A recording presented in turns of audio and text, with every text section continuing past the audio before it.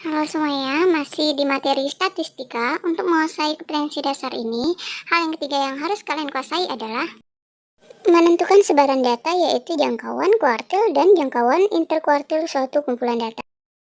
Sebelum kalian mengerjakan latihan soalnya, terlebih dahulu pahami dulu jangkauan itu apa. Jangkauan adalah selisih data terbesar dengan terkecil. Kuartil adalah suatu nilai yang membagi sekumpulan data yang sudah diurutkan nilainya dan dibagi menjadi 4 bagian yang sama besar. Adapun jenis kuartil ada 3 macam. Yang pertama kuartil bawah atau Q1, yang kedua kuartil tengah atau Q2 itu sama dengan median, yang ketiga kuartil atas atau Q3. Jangkauan interkuartil adalah selisih antara kuartil atas dan kuartil bawah. Dan ini adalah contoh soalnya ya, dan kita akan mengerjakan satu persatu. Dari soal ini, data terbesarnya adalah 5, kemudian data terkecilnya adalah 2. Sehingga jangkauan datanya adalah 5 dikurang 2 sama dengan 3.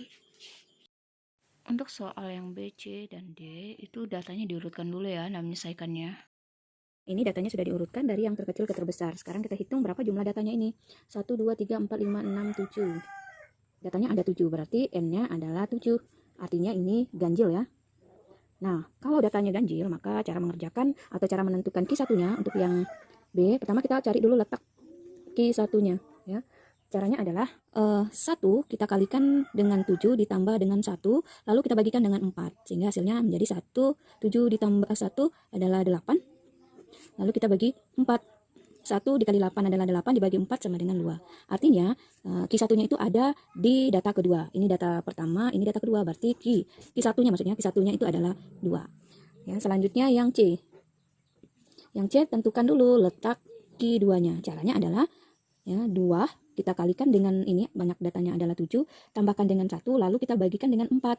Sehingga menjadi seperti ini. 2, 7 ditambah 1, 8 dibagi 4.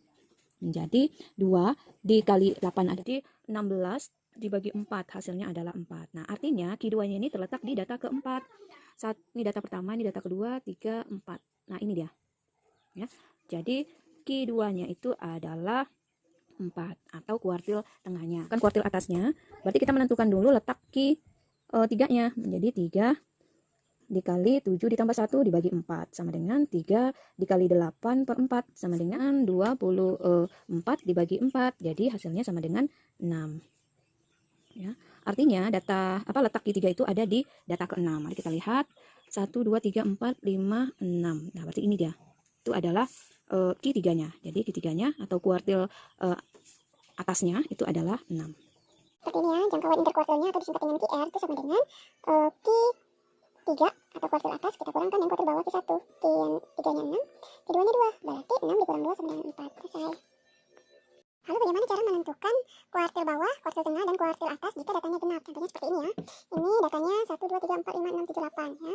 Datanya ada 8, artinya data ini genap ya. Nah, artinya data ini genap. Yang pertama adalah kita menentukan dulu letak Q1-nya ya. Caranya adalah seperti ini. 1 dikali 8 ditambah 2, lalu kita bagikan dengan 4. Jadi hasilnya adalah 10 dibagi 4. Hasilnya itu adalah 2,5. Nah, letaknya ini ada di antara data kedua dan data ketiga. Atau bisa dengan cara seperti ini ya. Data kedua ditambah dengan data ketiga, kita kurangi data kedua, lalu kita kalikan dengan 0,5. Sehingga data keduanya berapa? Nah, ini data 1, data kedua, berarti 2 ditambah data ketiganya 1, 2, 3. Data ketiganya adalah 3. Berarti 3 kita kurangi 2, lalu kita kalikan dengan 0,5. Sehingga hasilnya adalah 2 tambah 1 dikali 0,5. Hasilnya adalah 2 ditambah 0,5. 2,5. Jadi ini adalah nilai Q1-nya, 2,5. Letak Q2. Letak Q2 caranya adalah 2 kalikan dengan banyaknya data 8, kita tambahkan dengan 2 ya. Lalu kita bagikan 4. Sehingga hasilnya adalah 2 dikali 8 16 ditambah 2 dibagi 4 sama dengan 18 bagi 4. Hasilnya adalah 4,5 ya.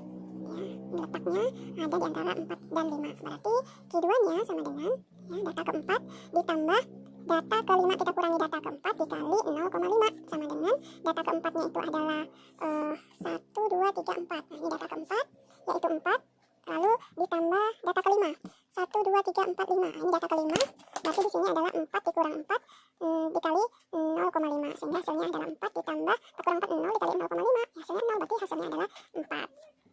Ya, cara menentukan Q3-nya sama ya, tentukan dulu letak Q3-nya. Nah, caranya adalah 3 kita kalikan dengan banyaknya data 8, lalu kita tambahkan 2, kita bagi 4. Hasilnya adalah 24 ditambah 2 bagi 4. Jadi 26 dibagi 4. Hasilnya adalah 6,5. Berarti Q3-nya itu letaknya ada di antara data ke-6 dan data ke-7. Berarti data ke-6 kita tambahkan dengan data ke-7 kurang data ke-6 dikali 0,5. Data ke-6 berapa? Mari kita cek sama-sama. 1, 2, 3, 4, 5, 6. Data ke-6 adalah 5. 5 ditambah data ke-7.